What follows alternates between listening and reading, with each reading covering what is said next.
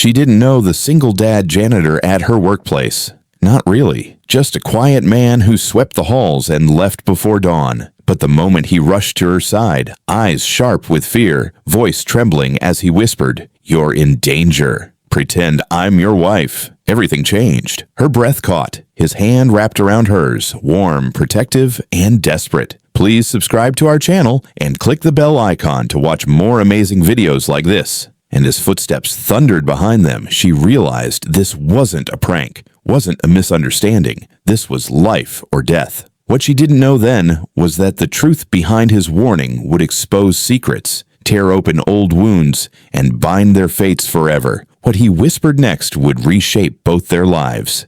Please, just trust me.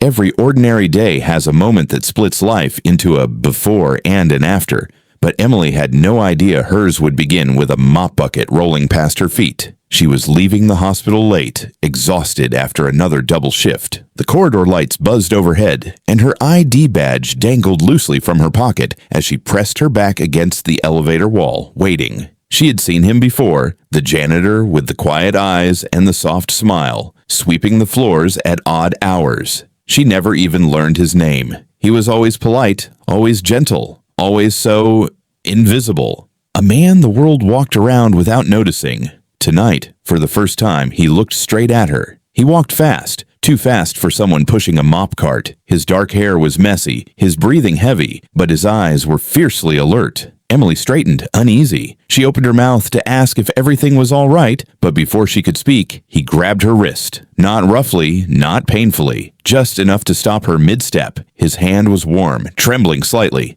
"Listen carefully," he whispered, his voice low and strained. "You're in danger. Pretend I'm your wife." Emily froze. The fluorescent light suddenly felt too bright. A chill climbed her spine.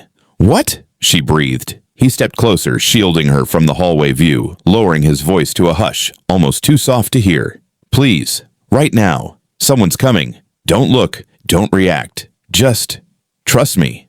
Emily's heart pounded, confusion swirling, but something in his expression, pure urgency, fierce protectiveness, fear, made her nod. She had seen fear in patients for years, but she had never seen this type of fear in someone trying to protect somebody else. He pulled her close, placing his arm around her shoulder, and for a split second she felt the steady thump of his heartbeat against her cheek. Not romantic, not intimate, human, desperate, real.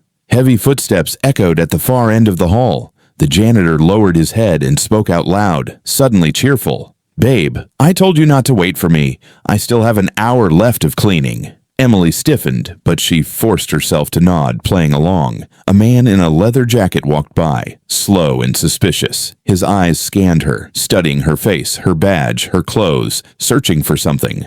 Or someone. The janitor gently moved her behind his shoulder. She felt his body tense like a shield. The stranger's eyes lingered, then shifted away, disappearing around the corner. Only when the hallway was silent again did the janitor exhale, his breath shaky. Emily stepped back, her voice barely a whisper. "What's going on? Who was that?" He hesitated, eyes softening. "My name is Daniel," he said finally, "and you need to listen to me. That man isn't here by accident. He's been following you for 3 days.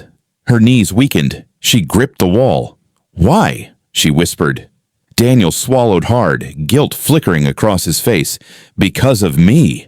The words sliced the air like a blade. Before she could respond, a sudden crash echoed down the hall, closer this time. Daniel grabbed her hand. "We have to move. Now."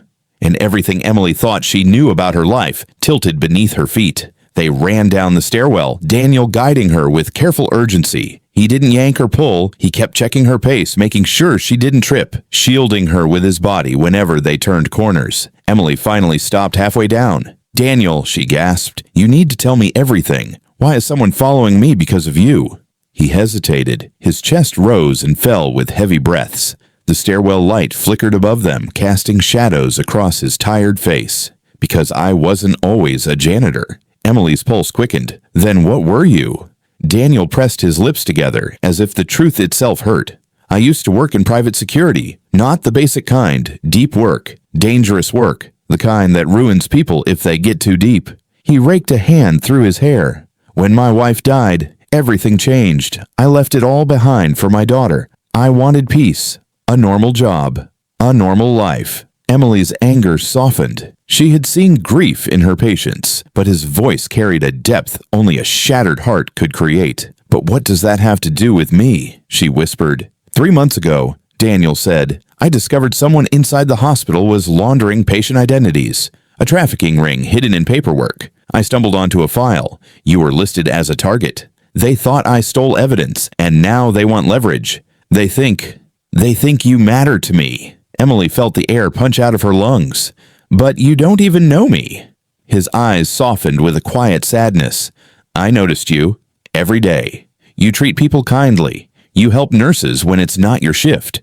You talk to the elderly patients like their family. You're the kind of person they target because you don't look over your shoulder. His voice trembled, and maybe I cared more than I should have, even from a distance. Silence stretched between them, heavy and delicate. Then Emily whispered, So what happens now?